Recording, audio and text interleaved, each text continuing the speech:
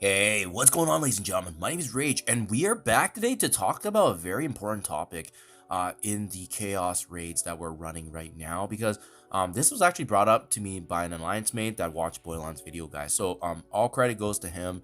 If you guys haven't seen Boilan's video, and I understand not everyone follows my channel, watches Boilan, or other way around, but I wanted to get this out there for you guys as well, so that way you can maximize more on these gear tier 20 resources here. So these Armory 20 orbs right here are the only ones that you can actually farm right now in the Chaos Raids, right?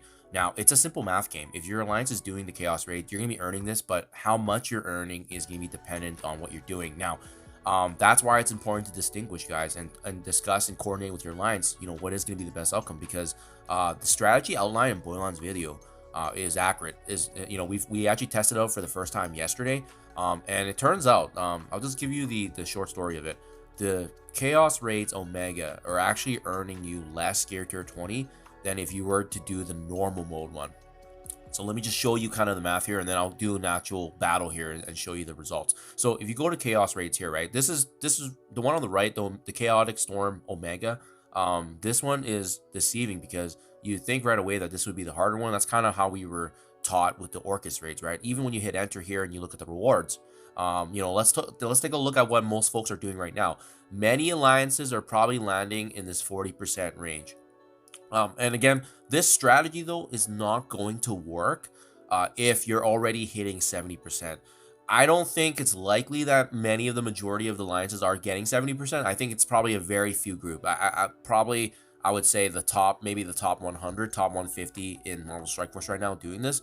And that's still requiring a lot of energy and coordination and figuring out what the strategy overall is going to be for those skill and battle nodes. But you can see here, you earn 1680 orb fragments, right? That's actually really good if you're hitting 70% consistently on Omega. If you're not doing 70%, then it doesn't really make sense to do 40%. And I'm going to explain that math of what Boylan pointed out. So you can see here, right, if you're doing 40%, which is likely the 80-90% of the majority of alliances right now, if you're in the end game tier and trying to push towards this, you should be earning every single day a minimum of about 960 orb fragments. So basically half an Armory 20 orb, right?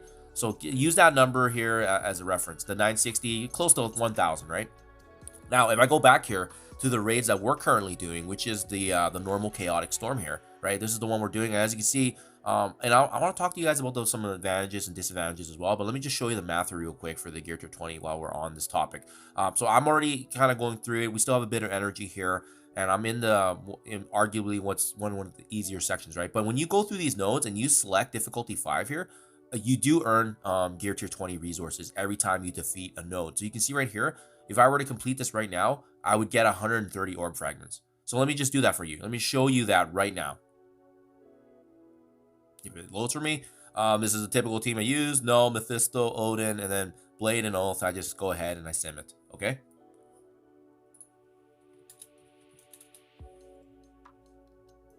I'll just give it a sec. I think it's probably just battling it out right now. Okay, boom. Okay, this is what I wanted to showcase for you guys, okay? You can see here, right? Overall, all the resources that we're getting, and sorry, I just wanted to take a quick screenshot later on. You can see that's what we're aiming for. This is 130 right here. Now, if you do the math real quickly, that means you just need to hit about 7 nodes, and you already hit what the difficulty 5 for Omega is at the 40%. It's only 7 nodes. I've counted, right? I'm doing actually roughly 9 to 10 nodes per run with the energy that I have. So now I can just do another one here just to showcase for you again. This is the skill section, right? Okay, so this is where it gets interesting. When you enter the skill and bound nodes, it is a lot easier to manage because now you can actually just, this is the strategy for our alliance. We're still going into one lane and pushing forward, and then obviously the next section is gonna be mutant. But now when we go into the one lane, we can actually drop it down to difficulty 2, difficulty 1, and these nodes don't become an issue whatsoever. It just sucks that we still have to burn energy, but or if you're able to finish these nodes with your alliance mates, guess what? You're still allowed to earn these orb fragments for Gear Tier 20. So over time, guys, this method right now, if you're not hitting 70% on difficulty 5 with the Omega version of the Chaotic Storm raids, it doesn't really make sense to do that one right now. And right now, it makes more sense actually to do the normal and to complete as many nodes as you can, because some alliance mate, like I'm earning more than half an orb each time I do this. I think I'm earning like close to 1400 with the nodes that I'm doing. So even if you do the math, right, you know, 130 times by 10 times by 11, yeah, it's close to 1400 orbs fragments each time I do the raid. So right now it's getting me actually 20 to 30% more from just doing it the way that we're doing right now.